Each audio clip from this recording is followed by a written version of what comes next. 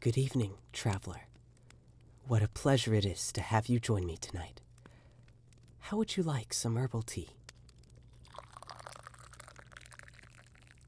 Perfect. I hope the campfire is keeping you plentiful warm. Please let me know if you need anything to suit your needs. I understand your travels have left you troubled.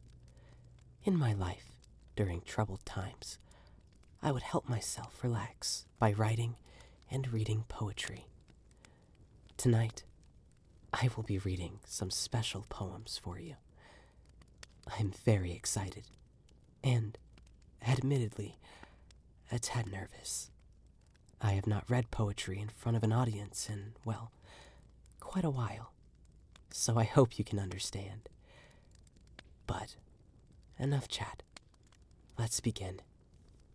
This first one is one of my personal favorites.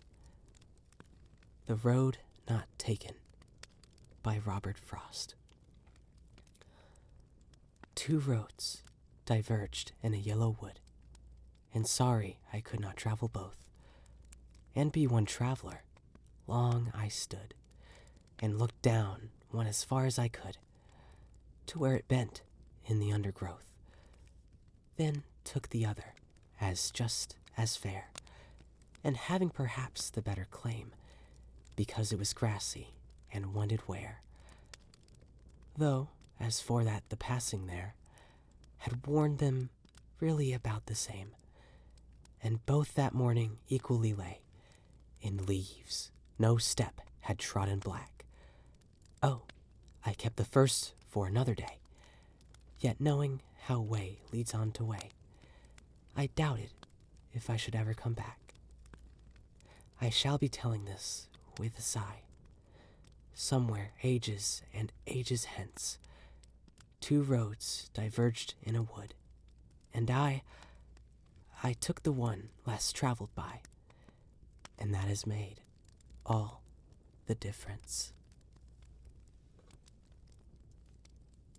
This next one is Captain Beto's favorite. It'll make sense when I read the title.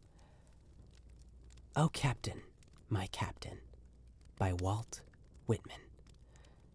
Oh, Captain, my Captain, our fearful trip is done.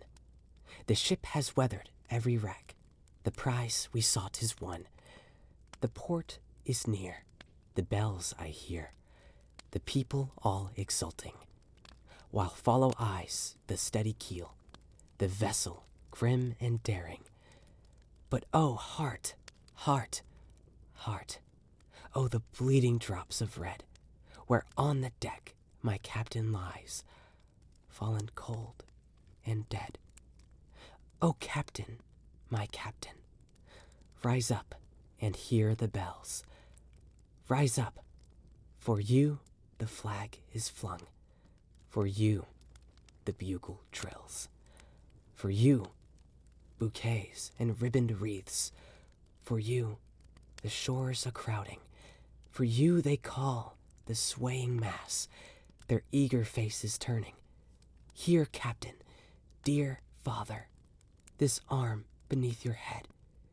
It is some dream that on the deck you've fallen cold and dead.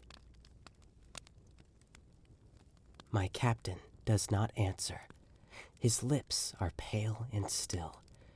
My father does not feel my arm. He has no pulse nor will. The ship is anchored safe and sound, its voyage closed and done. From fearful trip, the victor ship comes in with object won. Exult, O shores, and ring, O bells. But I, with mournful tread, walk the deck my captain lies, fallen, cold, and dead. Let's keep this ship a sail, shall we? Ah, another classic. A Dream Within a Dream by Edgar Allan Poe. Take this kiss upon the brow, and, in parting from you now, thus much let me avow, you are not wrong, who deem that my days have been a dream.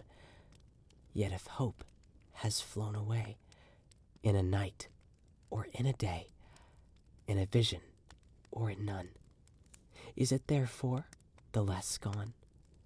All that we see or seem is but a dream within a dream. I stand amid the roar of a surf-tormented shore, and I hold within my hand grains of the golden sand. How few, yet how they creep through my fingers to the deep, while I weep, while I weep. Oh God, can I not grasp them with a tighter clasp? Oh God, can I not save one from the pitiless wave? Is all that we see or seem but a dream within a dream? Poe's poems are always so dramatic, can make it difficult to not want to shout when reading them. Anyways, this next one is Success is Counted Sweetest by Emily Dickinson. Success is counted sweetest by those who ne'er succeed. To comprehend a nectar requires sorest need. Not one of all the purple host who took the flag today can tell the definition so clear of victory as he defeated, dying, on whose forbidden ear the distant strains of triumph burst agonized and clear. That one was a bit of a shorter one. So let's read another of hers. Hope is the Thing with Feathers. Once again by Emily Dickinson. Hope is the thing with feathers that perches in the soul and sings the tune without the words and never stops at all. And sweetest in the gale is heard, and sore must be the storm that could have bashed the little bird that kept so many warm. I've heard it in the chillest land and on the strangest sea, yet never in extremity it asked a crumb of me. This next one is another personal favorite of mine. Ozymandias by Percy Bysshe Shelley. I met a traveler from an antique land who said, 2 vast and trunkless legs of stone stand in the desert. Near them, on the sand, half sunk a shattered visage lies, whose frown and wrinkled lip and sneer of cold command tell that its sculptor well those passions red which yet survive, stamped on these lifeless things, the hand that mocked them and the heart that fed. And on that pedestal these words appear: my name is Ozymandias, King of Kings. Look on my works, ye mighty, and despair. Nothing beside remains. Round the decay of that colossal wreck, boundless and bare, the lone and level sands stretch far away. Another dramatic one. I love it so much. Let's take a quick intermission to read some haikus. I'm a big fan of haikus, as you know. Keep in mind, some of these haikus may not follow the proper structure due to translation. A mountain village, Masoka Shiki. A mountain village, under the piled up snow. The sound of water. Voices Rise by Natsume Soseki. Plum Flower Temple. Voices rise from the foothills. Winter Seclusion by Kobayashi Isa. Winter seclusion, listening that evening to the rain in the mountain. Fallen Leaves by Yosa Busan. Blowing from the west, fallen leaves gather in the east. Lighting one candle by Yosabu-san. The light of a candle is transferred to another candle. Spring twilight. The Old Pond by Matsuo Basho. An old silent pond. A frog jumps into the pond. Splash. Silence again. The Clear Day by Takahama Kyoshi. The clear day in the rainy season. The madder red of the twilight appeared and vanished instantly. A World of Dew, Kobayashi Isa. A world of dew, and within every dewdrop, a world of struggle. The Moon Beholders by Matsuo Basho. From time to time, the clouds give rest to the moon beholders. And finally, A Day in Spring by Masaoka Shiki. Toward those short trees, we saw a hawk descending on a day in spring. That's all I got for haikus, at least for now. She Walks in Beauty by Lord Byron. She walks in beauty like the night of cloudless climes and starry skies, and all that's best of dark and bright meet in her aspect and her eyes, thus mellowed to that tender light which heaven to gaudy day denies. One shade the more, one ray the less, had half impaired the nameless grace which waves in every raven tress, or softly lightens o'er her face, or thoughts serenely sweet express how pure, how dear their dwelling place, and on that cheek and o'er that brow, so soft, so calm, yet eloquent.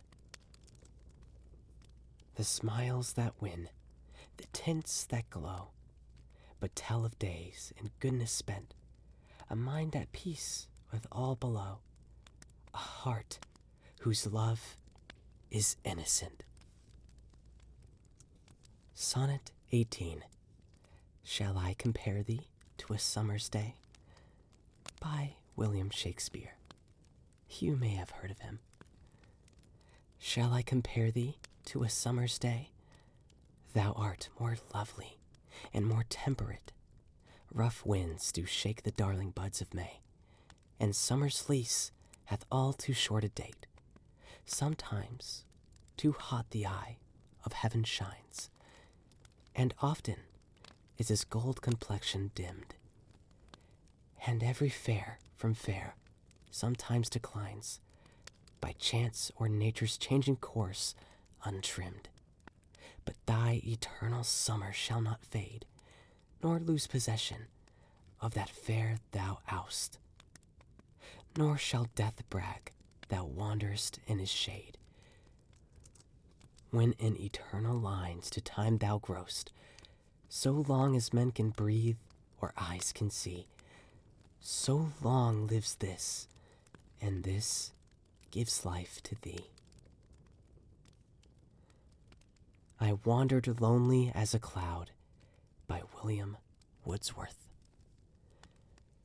I wandered lonely as a cloud that floats on high o'er vales and hills, when all at once I saw a crowd, a host of golden daffodils, beside the lake, beneath the trees, fluttering and dancing in the breeze, continuous as the stars that shine and twinkle on the Milky Way. They stretched in never-ending line along the margin of a bay. 10,000 saw I at a glance, tossing their heads in sprightly dance, The waves beside them danced, but they outdid the sparkling waves in glee. A poet could not but be gay in such a jocund company. I gazed and gazed, but little thought what wealth the show to me had brought. For oft, when on my couch I lie, in vacant or in pensive mood, they flash upon that inward eye, which is the bliss of solitude. And then my heart with pleasure fills, and dances with the daffodils. This next one will be the longest one I'll read this evening. The Wanderers by Robert Browning. Over the sea our galleys went, with cleaving prows and order brave, to a speeding wind and a bounding wave, a gallant armament, each bark built out of a forest tree, left leafy and rough as first it grew, and nailed all over the gaping sides, within and without, with black bull hides, seethed and fat and supplied in flame, to bear the playful billows' game. So each good ship was rude to see, rude and bare to the outward view, but each upbore a stately tent, where cedar pales and scented roe kept out the flakes of the dancing brine, and an awning drooped the mast below. In fold on fold of the purple fine, that neither noontide nor starshine, nor moonlight cold which maketh mad, might pierce the regal tenement. When the sun dawned, O gay and glad, we set the sail and plied the oar. But when the night wind blew like breath, for joy of one day's voyage more, we sang together on the wide sea, like men at peace on a peaceful shore. Each sail was loosened to the wind so free, each helm made sure by the twilight star, and in a sleep as calm as death, we, the voyagers from afar, lay stretched along, each weary crew in a circle round its wondrous tent, whence gleamed soft light and curled rich scent, and with light and perfume, music too. So the stars wheeled round, and the darkness passed. And at morn we started beside the mast, and still each ship was sailing fast. Now, one morn, land appeared, a speck, dim trembling betwixt sea and sky. "Avoid it," cried our pilot. "Check the shout, restrain the eager eye." But the heaving sea was black behind, for many a night and many a day, and land, though but a rock, drew nigh.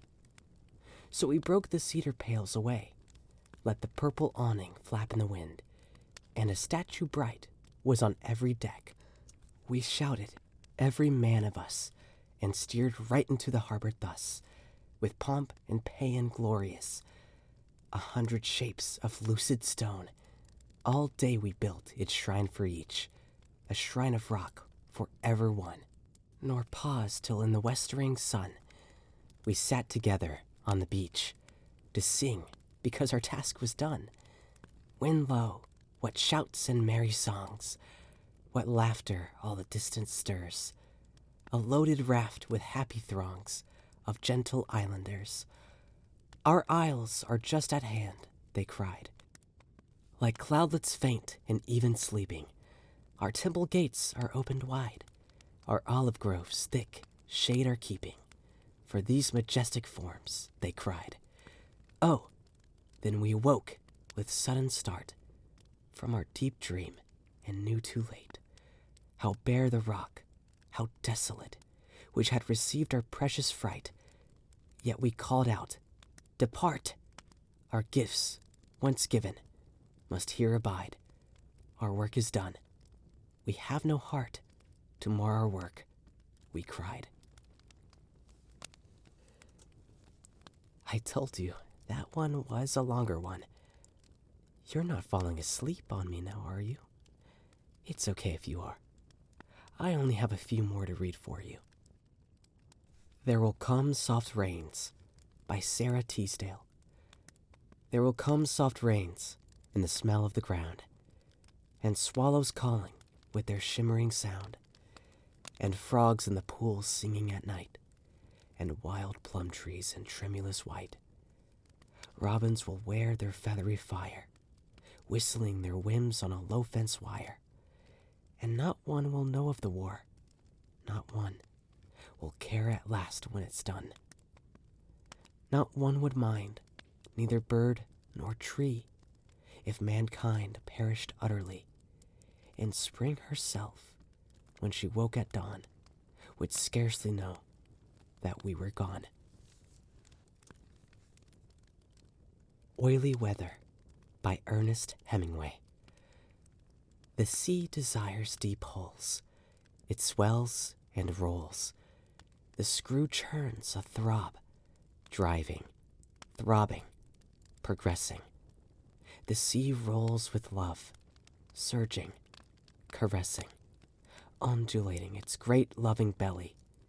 The sea is big and old. Throbbing ships scorn it. Daylight and Moonlight by Henry Wadsworth Longfellow. In broad daylight and at noon, yesterday I saw the moon, sailing high, but faint and white, as a schoolboy's paper kite. In broad daylight yesterday I read a poet's mystic lay, and it seemed to me at most as a phantom or a ghost. But at length the feverish day, like a passion, died away, and the night, serene and still, fell on village, vale, and hill. Then the moon, in all her pride, like a spirit glorified, filled and overflowed the night with revelations of her light. And the poet's song again passed like music through my brain. Night interpreted to me all its grace and mystery. Love and Friendship by Emily Bronte. Love is like the wild rose briar, friendship like the holly tree. The holly is dark when the rose briar blooms, but which will bloom most constantly? The wild rose briar is sweet in spring. Its summer blossoms scent the air. Yet wait till winter comes again, and who will call the wild briar fair? Then scorn the silly rose wreath now, and deck thee with the holly's sheen, that when December blights thy brow, he still may leave the garland green. I'll read one final poem for you. I won't tell you the name or author for this one, 'cause I want you to guess. We're no strangers to love. You know the rules, and so do I. A full commitment is what I'm thinking of. You wouldn't get this from any other guy. I just want to tell you how I'm feeling. Gotta make you understand. Never gonna give you up. Never gonna let you down. Never gonna run around and desert you. Never gonna make you cry. Never gonna say goodbye. Never gonna tell a lie and hurt you. We've known each other for so long. Your heart's been aching, but you're too shy to say it. Inside, we both know what's been going on. We know the game, and we're gonna play it. And if you ask me how I'm feeling, don't tell me you're too blind to see. Never gonna give you up. Never gonna let you down. Never gonna run around and desert you. Never gonna make you cry. Never gonna say goodbye. Never gonna tell a lie and hurt you. Never gonna give you up. Never gonna let you down. Never gonna run around and desert you. Never gonna make you cry. Never gonna say goodbye. Never gonna tell a lie and hurt you. Never Gonna Give You Up by Rick Astley. This poem has actually been all the rage in Inazuma. It recently won an award, actually. Quite impressive, I must say. Oh, it looks like you fell asleep. I'm glad that you can finally get some good rest. And that's the ASMR video. As I'm sure many of you are aware, I don't typically make ASMR content. I really only made this because we reached a milestone in a recent charity stream on Twitch. That being said, if this video does really well, and if you guys really like this type of stuff, I would not be opposed to trying more of it in the future. So let me know what you guys thought of it in the comments below. Again, I do not typically make ASMR content, but if you guys want to check out my other stuff, I am a VTuber. I go live on Twitch and TikTok quite often. I also am an impressionist and voice actor. I make a lot of content doing impressions of many different characters, especially Genshin Impact and Honkai Star Rail characters, since that's what got me popular. But yeah, anyways, thank you guys so much for watching, and if you guys want to stick around, be sure to subscribe and check out my other content, because I plan on revitalizing this YouTube channel very soon. Otherwise, I hope you guys have a good night, and thank you for sticking around for this long.